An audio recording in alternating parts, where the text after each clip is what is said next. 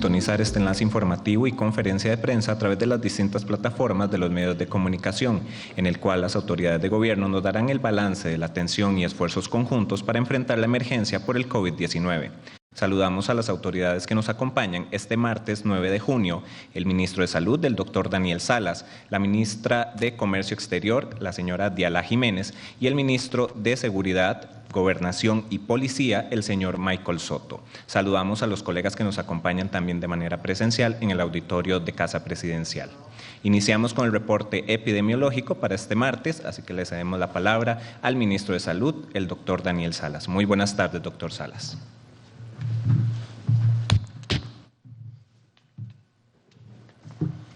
Muy buenas tardes al ministro de Seguridad, Michael Soto, la ministra de Comercio Exterior, Diala Jiménez, y a todos los que están siguiendo esa transmisión, como es acostumbrado, para dar el reporte epidemiológico y algunas indicaciones sobre la pandemia del COVID-19 en nuestro país.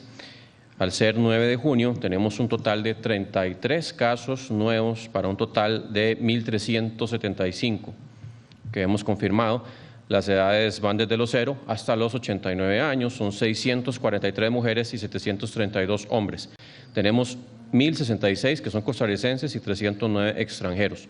Se contabilizan casos positivos en 74 cantones. Por edad son 1.159 adultos, 67 personas mayores y 149 menores de edad.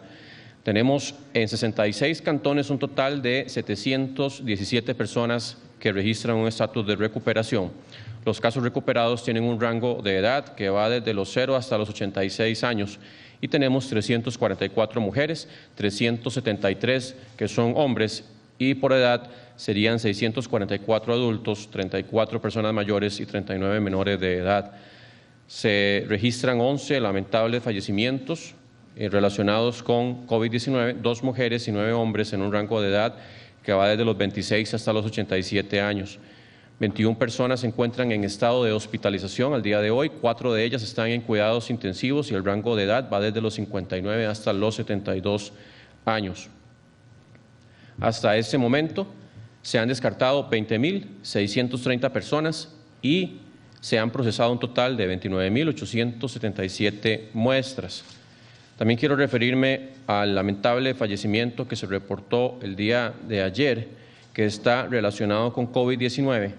Se trata de una mujer de 26 años, costarricense, vecina de la provincia de Alajuela, y dentro de esa historia, ella en realidad no fue recibida o internada en un servicio de salud para su estudio de su patología o su padecimiento de fondo, sino que este hallazgo del virus SARS-CoV-2 ocurre en un estado post-mortem, o sea, ella ya había fallecido desde el día 30 de mayo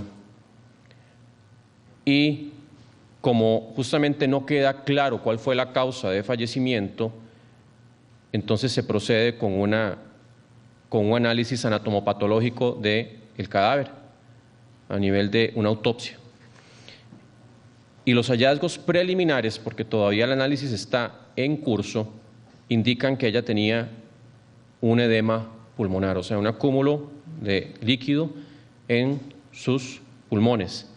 Por esa razón es que patología forense determina que es procedente hacer el examen y se toma una muestra, se envía a la INCIENSA y la misma se reporta el día de ayer.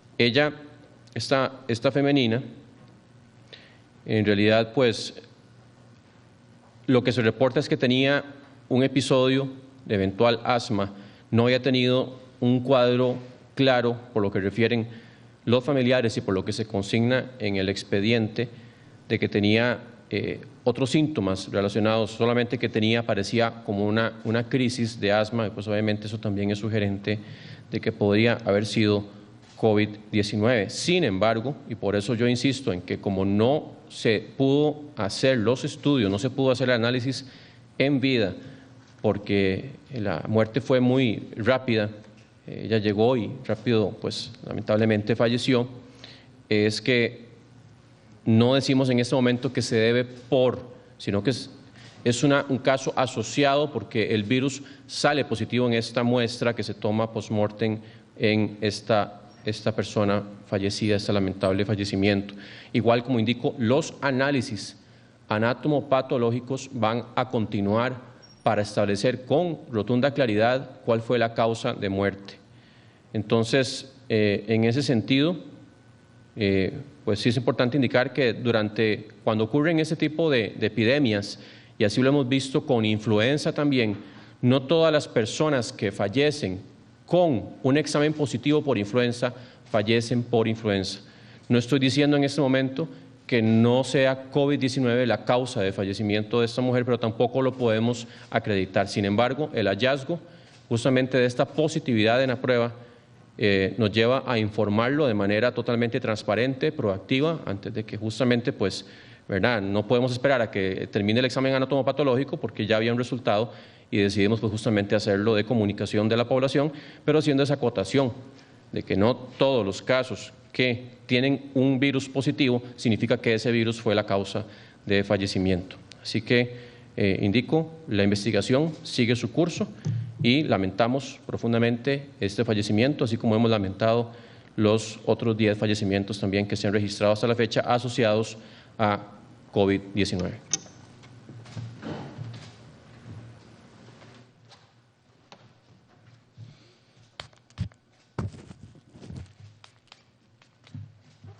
Muchas gracias al doctor Salas por el reporte ofrecido. A continuación escucharemos a la ministra de Comercio Exterior, Diala Jiménez, quien nos detallará los alcances de la implementación del acuerdo con autoridades centroamericanas y su implementación en los distintos puestos fronterizos. Muy buenas tardes, doña Diala.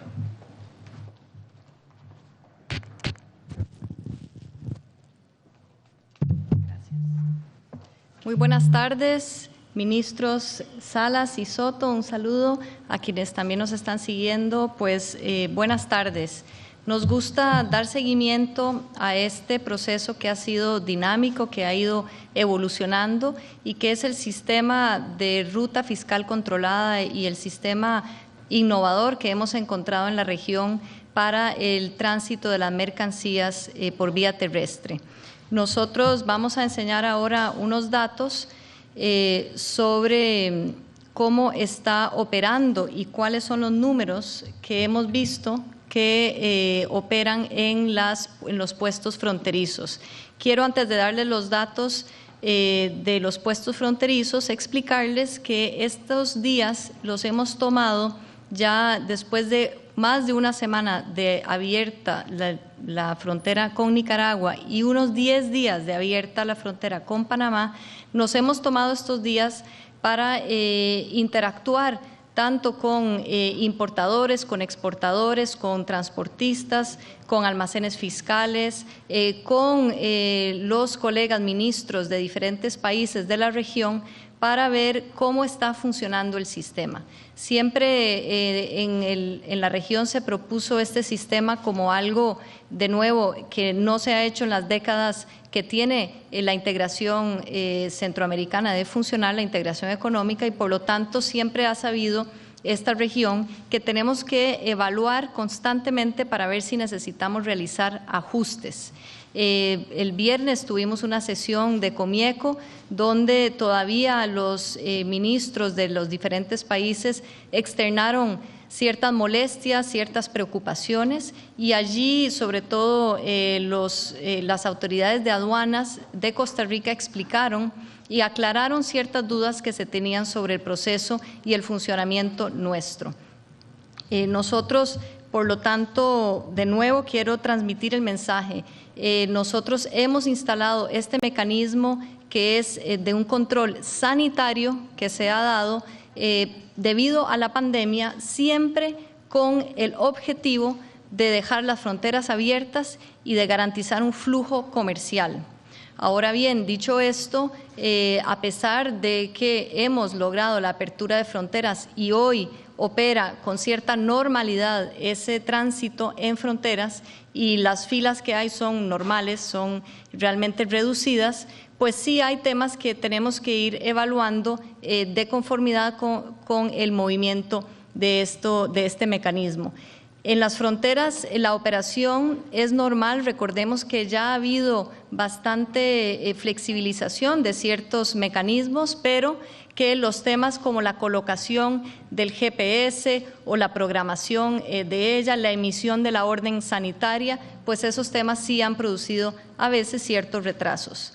Ahora bien, en cuanto a las entradas y salidas por los puestos fronterizos, esta no es la filmina, pero yo los puedo ir compartiendo con ustedes, porque tenemos casi 5,000 unidades de transporte que han ingresado y salido de nuestro país utilizando este mecanismo. Son pues aproximadamente, se los voy a decir, aquí lo tengo, porque no hemos podido conseguir la diapositiva original, pero quiero empezar, por ejemplo, por el paso fronterizo Las Tablillas, que es un paso fronterizo pequeño en la zona norte, donde hemos tenido 136 ingresos de unidades de transporte y 82 salidas. En Peñas Blancas, que es el paso fronterizo más importante con Nicaragua, han ingresado prácticamente 1,200, es decir, 1,198 unidades de transporte y han salido 1,281 por ese puesto fronterizo. En el sur tenemos que Paso Canoa, recordemos, abrió un poco antes, han ingresado 874 unidades de transporte y han salido 945.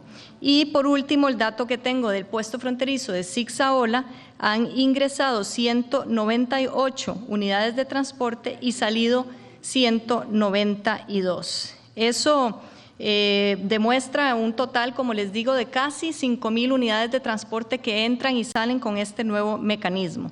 Recordemos además que la operación de enganche y desenganche del cabezal y el furgón, que siempre fue una opción que se vio como viable, sobre todo para los temas, y ahí se muestra en pantalla, sobre todo para los temas sanitarios, ha sido también utilizada por unos 315 unidades de transporte. Esto generalmente se realiza en la zona primaria, en el patio, pero también se puede realizar en los almacenes fiscales.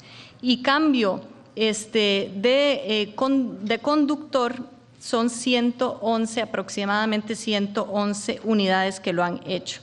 Ahora, recordemos que nosotros tenemos el mecanismo de ir hacia el almacén fiscal, que el importador generalmente va a determinar cuál va a ser ese almacén fiscal de los ahora 29 almacenes fiscales autorizados por el Ministerio de Salud, pero también tienen la opción, si son productos a granel, productos peligrosos o productos refrigerados, de ir directamente a las empresas.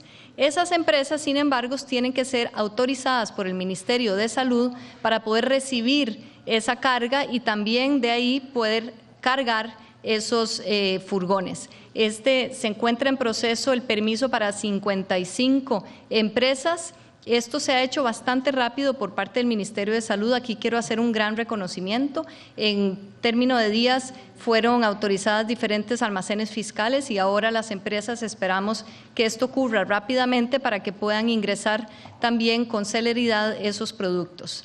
En la siguiente diapositiva vemos un tema que es interesante y es la nacionalidad de los conductores. Esto es importante porque los conductores de Centroamérica son de todas las nacionalidades y es importante pues que ustedes vean que han ingresado la mayoría de conductores con carga, llenos con furgón para dejar para la importación, pero también han entrado muchos furgones vacíos. Eso se hace para la exportación y es importante reiterar que Costa Rica permite el ingreso de furgones vacíos en nuestro territorio.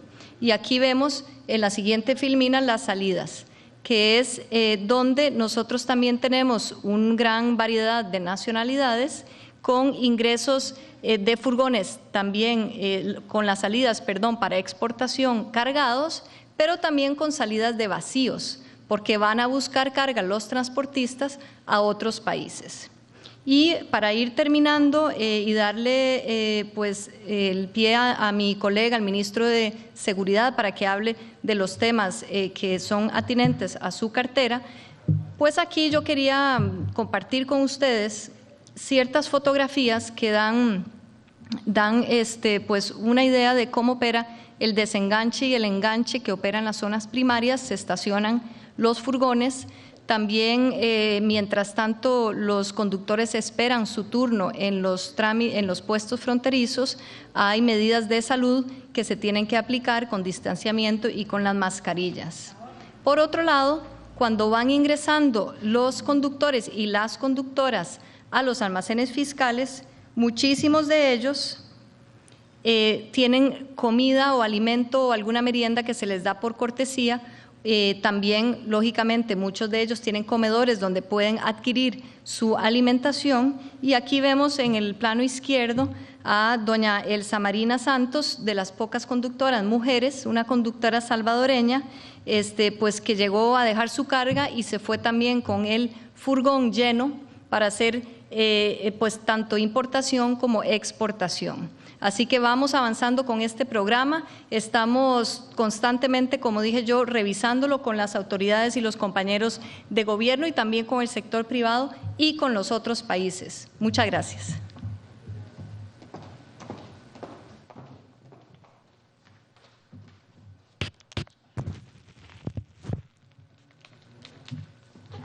Muchas gracias a la ministra de Comercio Exterior, la señora Diala Jiménez, por el detalle ofrecido. A continuación escucharemos al ministro de Seguridad, Gobernación y Policía, el señor Michael Soto, quien nos hablará de la ruta fiscal sanitaria a seguir. Buenas tardes, don Michael.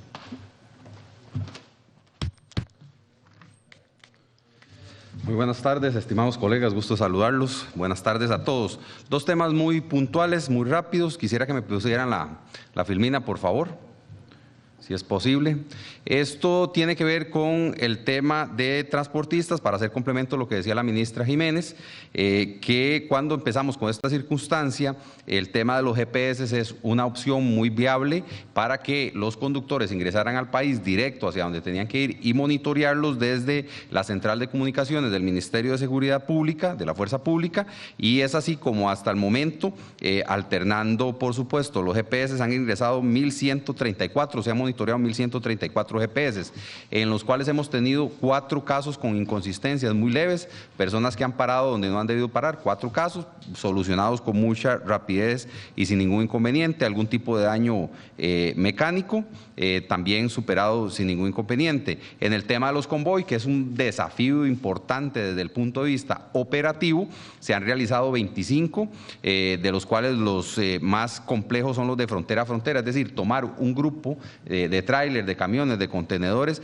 y moverlo de sur a norte o de norte a sur en todo el país, con las circunstancias que ocurren, que se varan los camiones, algún tipo de colisiones que han ocurrido, pero bueno, exitosamente todo eso se ha superado adecuadamente. Y el segundo tema, que es total y absolutamente aparte, está para actualizar el tema de los rechazos. Como le digo, una cosa es transportistas y otra cosa es el de rechazo. Básicamente estos son personas tratando de ingresar al país por puntos no habilitados, por puntos irregulares, y a este momento ya llevamos 14.268 rechazos. Ahí está cuántos son terrestres, que son la inmensa mayoría. Y el promedio anda entre los 160, 170 diarios. Aquí debo decir y agradecer profundamente a todos los cuerpos de policía el esfuerzo, porque es un esfuerzo importante, un esfuerzo sobrehumano, y a pesar de que hemos recibido alguna crítica detrás de teclados, lo cierto es que yo, que he estado en el terreno, puedo constatar y dar fe del esfuerzo. 309 kilómetros, zona agreste, zona complicada, no es nada perfecto, han ingresado personas, pero ahí está el esfuerzo y ahí están los números que lo demuestran. Muchísimas gracias.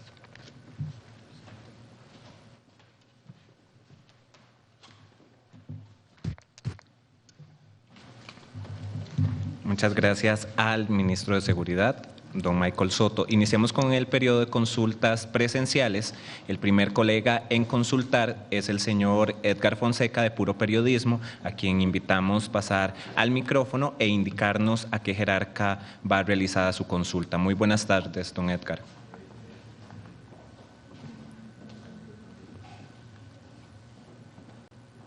Muy buenas tardes, señores ministros, señora ministra. Mi primera consulta va dirigida a don Daniel sobre el caso de Alajuela, la 11ª víctima. Sorprende un poco, no solo porque era un caso, como ustedes lo han dicho, no relacionado directamente con paciente COVID, sino porque se conoce hasta 10 días después de su fallecimiento. ¿Qué trazabilidad se tienen de posibles contactos de este caso que se genera en tales circunstancias? ¿Qué identificación de otras personas relacionadas con esta víctima, de su entorno, en cuanto a la protección a la zona inmediata donde ella estaba viviendo, esta persona? Y relacionado con esto, y ante el anuncio desde el sector judicial esta mañana de que se estaban practicando autopsias en casos así, ¿cuál es el protocolo que se está siguiendo, don Daniel, en ese sentido, en cuanto a aplicarles la prueba post-mortem, como usted lo mencionó en esta referencia esta tarde, para garantizarle al país, a la opinión pública, el registro más preciso de los casos que se vayan detectando? Este caso, según lo que se ha informado, fue de una persona que falleció directamente en una clínica y no relacionada directamente, como usted lo ha mencionado, por COVID-19. La segunda pregunta va dirigida a don Michael. La emergencia que se está viviendo en la zona fronteriza norte pues representa un desafío, como lo decía el señor ministro de Salud ayer, no solo para la región, sino para todo el país. ¿Qué margen de acción tiene Seguridad Pública en este momento, don Michael, de actuar, de intervenir en operaciones agrícolas transfronterizas de miles de hectáreas, con movimiento y flujo de transmigrantes en esa zona tan vulnerable?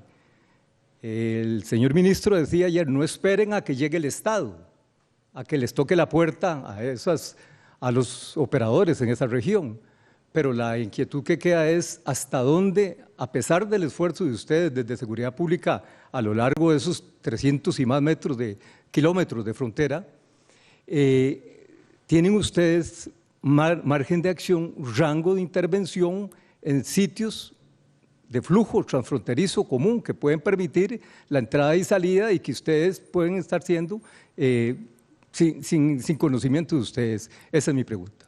Escuchamos al ministro de Salud, el doctor Daniel Salas, y luego al ministro de Seguridad, Gobernación y Policía.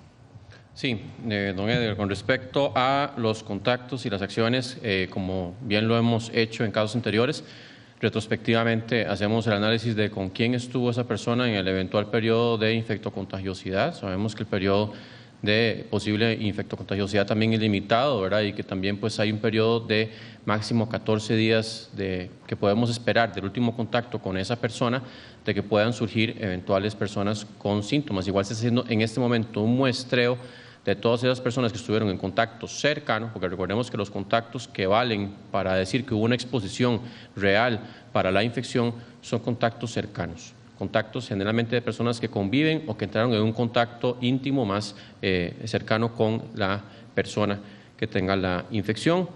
Y con respecto al asunto de los protocolos, recordemos que cualquier persona donde no se quede claro cuál es la causa de fallecimiento, se somete justamente a un análisis de autopsia, ¿verdad?, por parte de patología forense.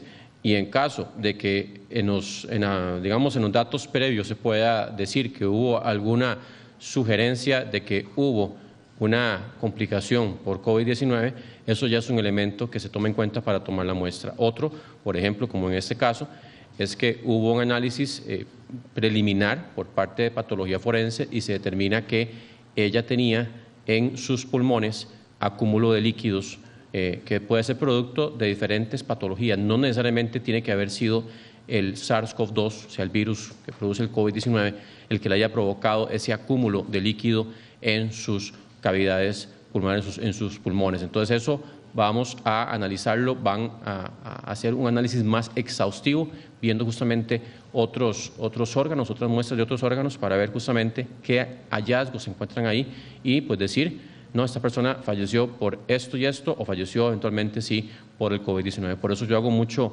énfasis en que no se puede decir que falleció por el virus, sino que en este momento hay una asociación que sí fue post-mortem con un hallazgo positivo por COVID-19.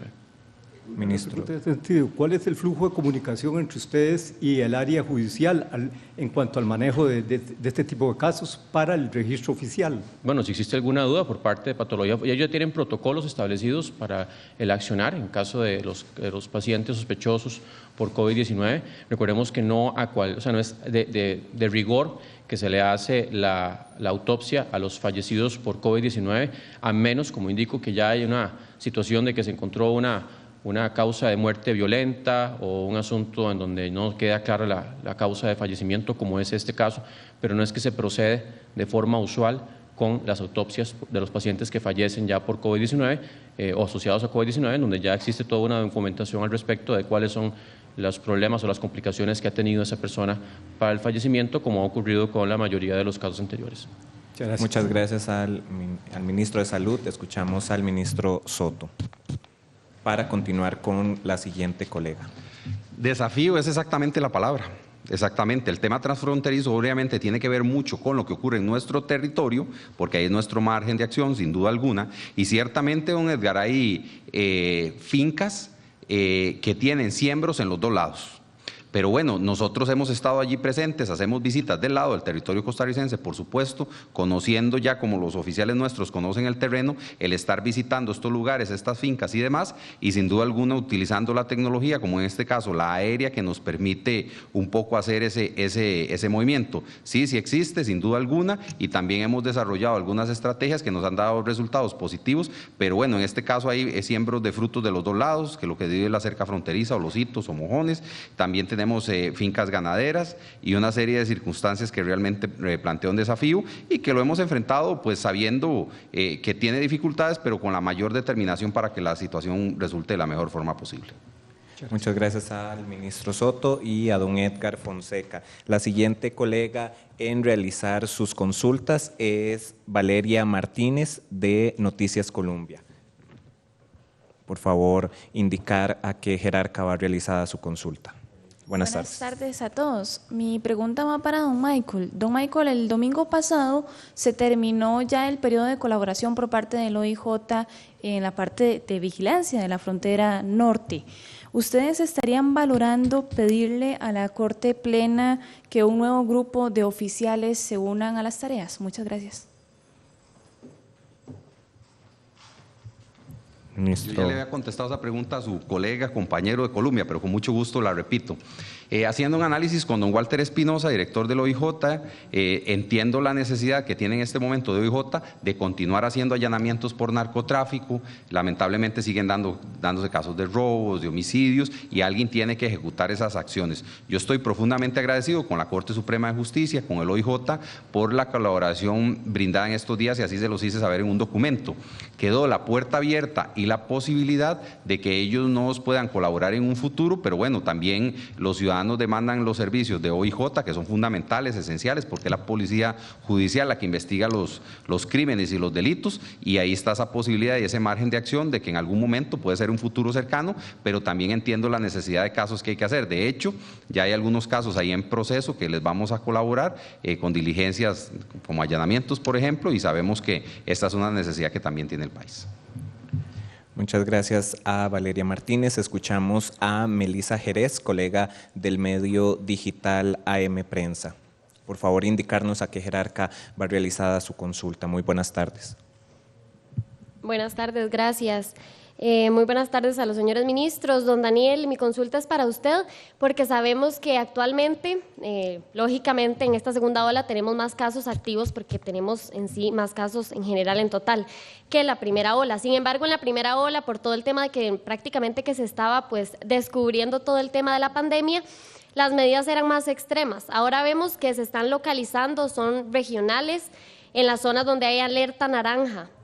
Entonces, mi consulta va más que todo para consultarle muy puntualmente cuál es la estrategia a nivel país, porque el hecho de que hayan medidas en estas zonas no significa que hay una barrera y que el virus no pueda circular. Hemos visto que incluso hay casos activos en todo el resto del país. Mi consulta es esa específicamente de la estrategia a nivel país y nacional, ahora también pensando que a los transportistas no se les hacen pruebas y demás, y también con respecto a que en estas zonas donde hay alerta naranja hay productores y bueno, se producen, se cultivan diferentes productos, hay empacadoras y estos productos puede que se pierdan en esas zonas por las diferentes medidas que hay. Entonces esos productores probablemente van a querer comercializar esos diferentes verduras, frutas y demás a diferentes sectores del país. Entonces, ese traslado de los productos a las diferentes regiones que no tienen alerta naranja, mi pregunta es si puede representar algún riesgo, tal vez algún material. Al inicio de la pandemia se manejaba que tal vez algunos materiales podían guardar el virus por X cantidad de horas. Si hay algún riesgo, si va a haber algún protocolo, alguna limitación. Gracias. Escuchamos al ministro de Salud, el doctor Daniel Salas. Sí, con respecto a que usted refiere, hay más casos activos en esta segunda ola, pero lo cierto es que también hemos ya estado al frente de la pandemia todo ese tiempo y hemos logrado también hacer un análisis mucho más específico en donde hacemos un relato casi que además de cuantitativo, cualitativo. Es no solamente la cantidad de casos activos o totales que tenemos en una zona geográfica específica, sino cuál es el comportamiento, dónde están, cómo se mueven, cómo es que han contraído eventualmente el virus en los casos en que se logra identificar, que son por dicha la gran mayoría, y con base en eso pues justamente es que se toma la determinación de hacer esas alertas. ¿Para qué? Para que justamente no trascienda y no se disperse hacia otras zonas del país el virus, y eso en realidad pues es algo que pudimos eventualmente haber hecho en un inicio, pero como indico es diferente en este momento en que ya los riesgos epidemiológicos han variado. Los momentos en que estamos viviendo son diferentes a los que vivimos en el sentido de que también ya sabemos que en este momento el asunto en el norte está muy centralizado, ¿verdad? Está muy focalizado en ciertos distritos, ciertos cantones, y hemos justamente hecho las investigaciones y tomado las decisiones que corresponden con el momento epidemiológico que estamos viviendo en este momento. Así que eso con respecto a ese tema. Usted mencionó que ahora que a los transportistas no se les hacen pruebas. Recordemos que no se les hacen pruebas, quiero retomarlo para que no quede la duda, no se les hacen pruebas, no es por un asunto antojadizo, es porque ya hemos dicho que usted puede agarrar a la misma persona a lo largo de los 365 días del año y esa persona está negativa inicialmente y usted le hace pruebas cada 3 horas, cada 4 horas, pruebas para diagnóstico. En cualquiera de esos momentos puede ser que esa persona salga positivo. Si le salió negativo ese transportista que pasó en frontera y usted le hace una prueba 3 horas después de que ya ingresó y le hace 3 horas después y 4 horas después, en alguno de esos momentos puede ser que dé positivo. Entonces, en realidad, por eso es que el manejo que se les ha dado es considerarlo básicamente en ese flujo en donde se maneja casi como si fuera una persona infectada, pero que por eso es que minimizamos al máximo el contacto con el resto de la población, con protocolos rígidos, con GPS, con escolta, con todas las condiciones físico-sanitarias que ameritan los almacenes fiscales, con todo lo que ustedes ya saben que hemos venido implementando. Así que, porque el asunto de las no pruebas nos sirvió, claro que sí, para darnos cuenta del problema y que eventualmente ahí teníamos un punto débil que teníamos que afrontar. Fue un momento muy importante haber hecho esas pruebas, pero yo quiero aclararlo porque usted dice que ahora que no se hacen pruebas, no se hacen porque no tiene sentido. En realidad es mejor manejar todo el momento en que el transportista está en nuestro suelo, eventualmente como una persona que puede tener el virus, y obviamente pues si tiene algún problema ya de un síntoma claro, ¿verdad?, o con algún tipo de dificultad respiratoria, pues obviamente sí se le harán las pruebas respectivas. Y con respecto a los productos que usted dice que no se pueden perder y que se harán, ¿verdad?, el asunto de distribuirlos a diferentes partes del país, recordemos en realidad que la transmisión más importante, ya la OMS lo sigue diciendo, sigue siendo a través de las gotitas de saliva de forma casi que de contacto más directo. La contaminación por objetos, siempre hemos dicho, es importante estar haciendo la desinfección, incluso lo hemos hablado con las mismas bolsas del supermercado, que pues hay personas, ¿verdad?, que obviamente si usted llega con una bolsa o le llevan un producto de fuera de su casa, lo más adecuado es que usted, o bien si se presta para que haga un tipo de desinfección, o bien se lave las manos antes de tocarse la cara, es lo que siempre hemos estado indicando. pero el riesgo en realidad sigue siendo el más importante de persona a través de las gotitas de saliva, sea en un estornudo, en la tos o bien a través de una discusión o una conversación que generalmente trasciende los 15 minutos. ¿Verdad? No es que estoy diciendo que menos de 15 minutos es tan rígido, pero sí se sostiene que generalmente con más de 15 minutos hay un riesgo incrementado, especialmente si no se están también respetando la distancia del 1.8 metros entre personas. Pero bueno, esos son parte de los riesgos y de los asuntos que hemos venido tratando, pero en realidad no hay un riesgo incrementado de esos productos de que vayan a llevar el virus. Muchas gracias, ministro Salas, y a Melissa Jerez de AM Prensa. El siguiente colega en realizar consulta de manera presencial es Tomás Gómez, del medio digital El Observador. Muy buenas tardes, Tomás. Indicarnos a quién va dirigida su consulta. Gracias, buenas tardes. Quería consultarle a doña Dialá y a don Michael, una semana después de que ya tenemos la frontera operando nuevamente, cuál es el estatus real en este momento y adicionalmente con la parte de los monitoreos con GPS. ¿El equipo en este momento es suficiente? ¿Y qué desafíos estamos teniendo para la implementación de este plan? Y adicionalmente, don Daniel, si podemos precisar, ayer usted mencionó que construcción es uno de los sectores con peligro en este momento de transmisión en espacios laborales. ¿Cuántos casos puntuales hemos tenido en esta materia?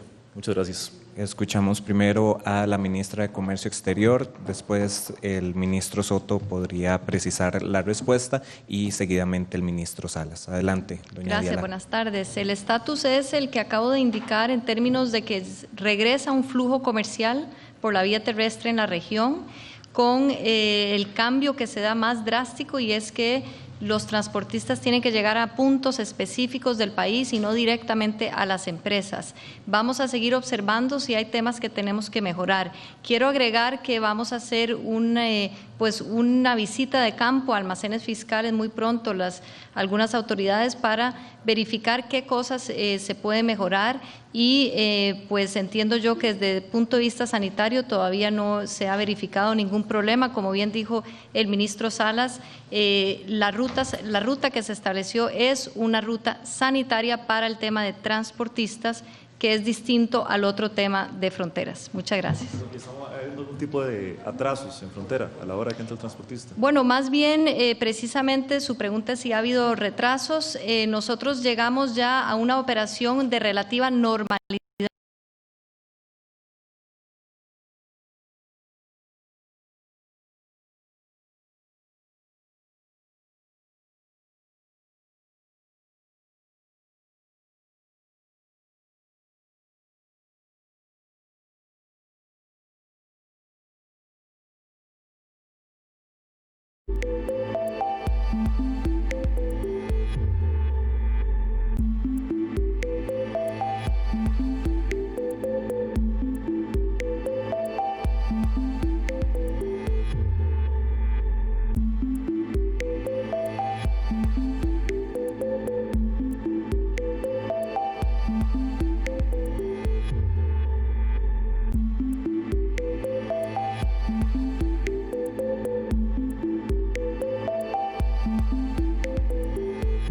Ejecutivo Francisco Quirós nos iba a dar más GPS. ¿Por qué se ocupaban? Porque esa rotación estaba incrementando. Más o menos no funciona de la siguiente forma: se le da el GPS desde la central de comunicaciones del ministerio, hay un sistema donde le da la trazabilidad. En caso de que la persona se detenga en un lugar o se salga de la ruta, se genera una alerta, inmediatamente se le avisa a la policía local y la policía local va al punto a ver qué pasó. 4 incidentes de 1.134, me parece que debe ser como un 0.04 por ahí de dificultad, que está dentro de lo previsible, problemas mecánicos y esas cosas, pero ha funcionado adecuadamente y hubo que incrementar un poquito más los GPS, pero hay una disponibilidad de esta Cámara de apoyarnos con el tema de facilitarlos para la ejecución. Y para continuar con las respuestas de Tomás, el doctor Salas. Sí, en realidad lo que indicamos es que existe un riesgo incrementado hacia el sector de empaque agrícola y de construcción. Hemos tenido ya, y casos son recientes, principalmente en el sector construcción. No tengo aquí el dato exacto, pero lo que sí es que el riesgo ha ido incrementándose hacia esos sectores, justamente por todo lo que hemos ido comentando anteriormente. Así que vamos a tener el dato ahí, se lo pasamos con mucho gusto después de... Muchas gracias. Muchas gracias a Tomás. La siguiente colega en realizar consulta es Alejandra Araya, del medio televisivo NC11. Por favor, Alejandra, acercarse al micrófono e indicarnos a qué jerarca va realizada su consulta. Muy buenas tardes, muchas gracias por su atención, especialmente al doctor Daniel Salas, sobre este caso que ustedes tienen en estos momentos internada a una niña de solo 13 años que está embarazada y tiene COVID-19 y está internada en el SEACO. ¿Qué procedimiento se va a realizar? ¿Cómo se va a atender especialmente este caso y en qué condición se encuentra esta menor? Porque según tenemos conocimiento, no solamente fue contagiada ella, sino también sus otros 4 hermanos que son menores de edad, especialmente esta niña de 13 años embarazada. Gracias. Sí, recordemos que en ese sentido nosotros, por justamente un asunto de respeto a las personas y a las familias, no nos referimos a casos específicos. A menos de que obviamente ya la persona tenga algún tipo de una complicación, un fallecimiento, damos un poco más de datos, pero siempre respetamos incluso en esos datos que damos cierto nivel de privacidad para no invadir, ¿verdad?, ese asunto de... ¿Se puede saber nada más, doctor, en qué condición está ella? Lo mismo, o sea, no vamos a dar datos sobre pacientes o casos particulares. Muchas gracias, Alejandra. Muchas gracias, doctor Salas. Tenemos consultas de los medios regionales. Ambas van dirigidas para el doctor Salas. El primer medio en realizar consulta es Mundo Escazú. ¿Cuántos casos de COVID-19 están confirmados en funcionarios del Ministerio de Salud a hoy? Sí, hemos tenido 2 casos confirmados en funcionarios del Ministerio de Salud y ya están recuperados ambos. La siguiente consulta del doctor Salas, también para usted, de TV Live Guanacaste. ¿Piensan realizar pruebas en el cantón de Avangares, aparte del de Cañas, para control y conocimiento de la situación en la que están los cantones? Ya se han estado haciendo pruebas en los diferentes cantones y zonas vecinas de las zonas más afectadas, justamente para determinar el nivel de extensión en la posibilidad de los contagios. Y yo sí quería agregar acá que ayer anunciamos y lo mantenemos, que vamos a empezar a hacer visitas de manera conjunta por parte del gobierno, las diferentes empresas, y no hay que, llamo otra vez a los empresarios a que no esperen a que hagamos las visitas efectivas, que ellos mismos revisen, que ellos mismos sean conscientes de que existe un riesgo muy importante en este momento con respecto a los trabajadores de esas diferentes empresas y que tomen las acciones al respecto, y que también cualquier empresa que se vea que está ocultando información que entorpezca justamente las labores sanitarias o de fuerza pública o de trabajo o de la misma Caja Costarricense de Seguro Social, la sanción que se puede aplicar es mucho más severa por estar obstruyendo o ocultando información.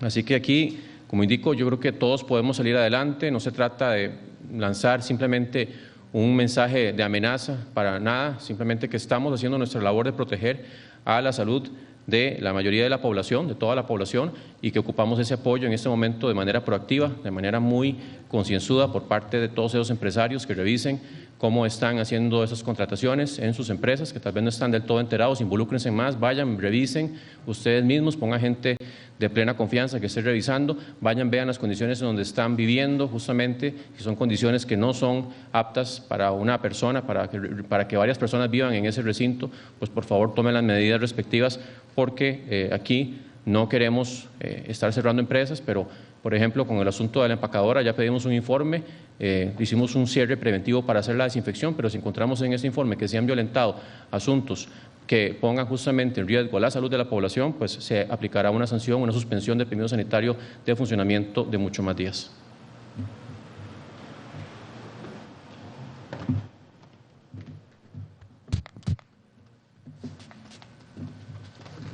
Muchas gracias a los colegas que realizaron sus consultas de manera presencial, también a los colegas de los medios regionales. También le agradecemos la presencia al ministro de Salud, el doctor Daniel Salas, al ministro de Seguridad, Gobernación y Policía, el señor Michael Soto, y la ministra de Comercio Exterior, la señora Diala Jiménez. De esta forma damos por concluido este avance informativo y conferencia de prensa. Los esperamos mañana con una nueva actualización de la situación país ante la emergencia por el COVID-19. Muchas gracias por su sintonía. Muy buenas tardes.